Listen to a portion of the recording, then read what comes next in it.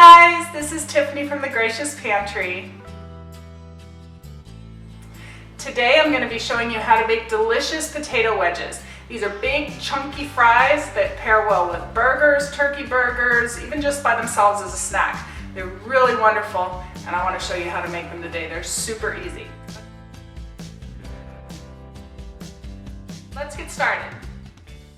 You're going to take one whole potato and you're going to cut it in half lengthwise. Watch your fingers.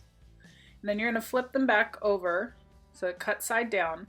Now you're going to be cutting the first cut at an angle. So find the middle of your potato and then scoot about halfway between that middle line and the edge of the potato. Then cut in the middle and then again halfway through, and always at an angle because that will give you a really nice wedge, just like the one you see here. See what nice wedges those are?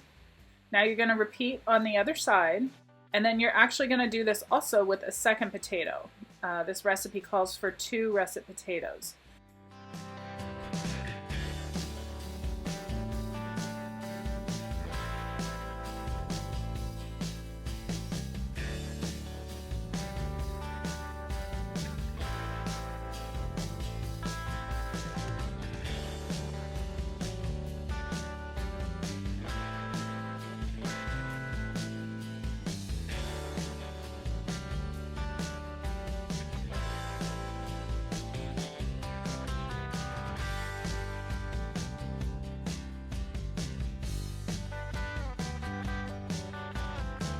So the potato wedges have been in the oven for about 30 minutes now.